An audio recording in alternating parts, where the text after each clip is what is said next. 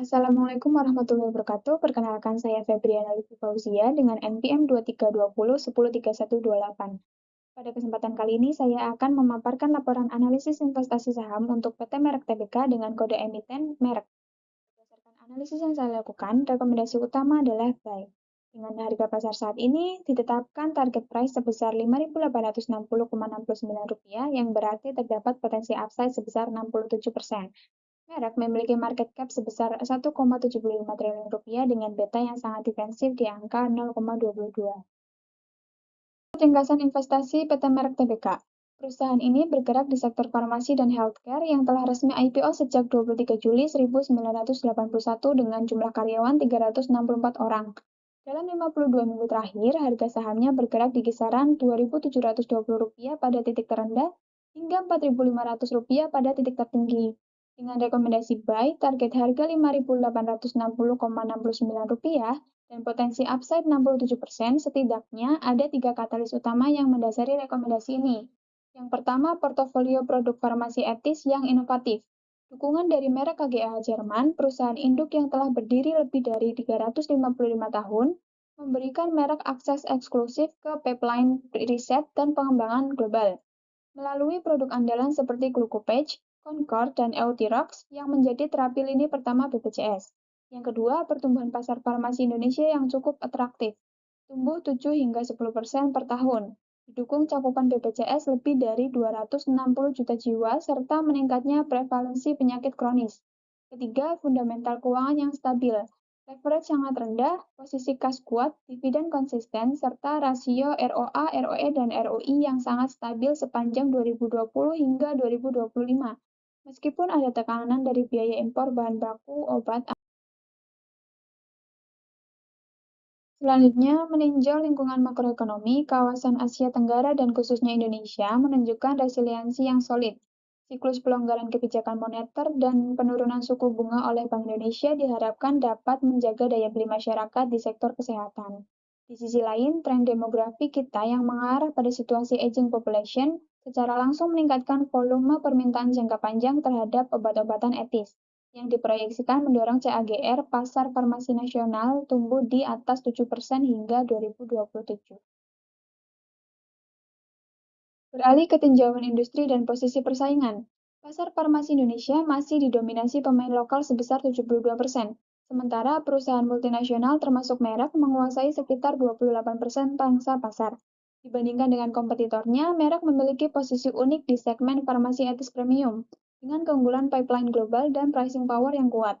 Sebagai pembanding, Kalbe Pharma bermain di consumer health dengan distribusi masif. Kimia Farma fokus ke obat generik bersubsidi sebagai BUMN, dari Avaria kuat di brand consumer OTC, dan Temposcan terdiversifikasi di multi-segmen. Keunggulan kompetitif merek ditopang 3 produk andalan yang semuanya menjadi terapi lini pertama BPJS. Pertama yaitu Glucopage untuk diabetes tipe 2, Concor untuk gagal jantung dan hipertensi, serta Euthyrox untuk hipotiroid. Ditambah dukungan penuh dari merek KGaA Jerman sebagai induk usaha yang telah beroperasi lebih dari 355 tahun memberikan merek fondasi riset dan jaringan global yang sulit ditiru kompetitor lokal. Masuk ke analisis perusahaan secara lebih mendalam, PT Merek Tbk berdiri sejak 14 Oktober 1970 dan resmi melantai di bursa pada 1981. Kini dipimpin oleh Presiden Direktur E.V. Yulin, dengan dukungan penuh dari induk usaha merek KGaA Jerman yang telah beroperasi lebih dari 355 tahun. Secara segmen, bisnis utama merek adalah Bio Farma sebagai kontributor pendapatan terbesar lewat produk etis Glucopage, Concor, dan Euthyrox yang didistribusikan ke seluruh Indonesia. Kemitraan dengan merek KGaA juga memberikan akses riset dan pengembangan global, transfer teknologi, serta standar GMP internasional. Dari sisi keberlanjutan, merek memiliki strategi ESG dengan target 2030 berupa reduksi emisi dan tata kelola kelas dunia, dengan fokus pengembangan di bidang onkologi, kardiovaskular, dan endokrinologi. Selanjutnya, mari kita lihat analisis keuangan merek selama 6 tahun terakhir. Dari sisi pendapatan, merek mencatatkan pertumbuhan yang konsisten dari Rp625 miliar di tahun 2020 menjadi Rp1.075 miliar di tahun 2025, naik lebih dari 70% dalam 5 tahun. Profitabilitas perusahaan juga menunjukkan tren positif, di mana ROE berada di level tertinggi sekitar 14 hingga 15%, Diikuti ROI di kisaran 12 hingga 13% dan ROA sekitar 8 hingga 11,5%. Semuanya meningkat stabil sejak 2020. Dari sisi risiko, rasio leverage perusahaan justru menurun signifikan.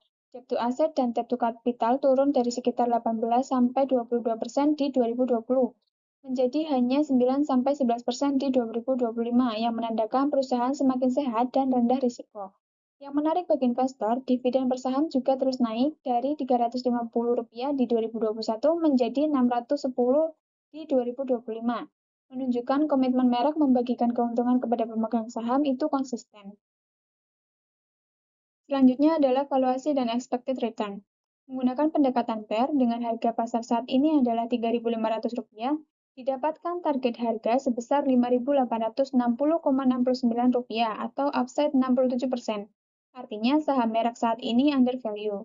Jika dibandingkan dengan rata-rata PER kompetitor di sektor farmasi sebesar 17 kali, PER merek hanyalah 14 kali yang menunjukkan saham ini diperdagangkan di bawah valuasi wajarnya padahal fundamentalnya kuat. Yang kedua, menggunakan pendekatan Capital Asset Pricing Model atau CAPM dengan risk-free rate dari SPN sebesar 6,85%, equity risk premium sebesar 9,28%, dan market return sebesar 16,13%. Saya memperoleh cost of equity sebesar 6,87%. Dan yang paling menarik di sini adalah beta merek hanya 0,22 yaitu jauh di bawah 1. Artinya, adalah saham paling defensif di sektor farmasi. Sangat cocok untuk investor yang memiliki profil risiko rendah hingga moderat, yang menginginkan exposure ke sektor kesehatan dengan pergerakan harga yang stabil dan tidak mengikuti siklus pasar secara agresif.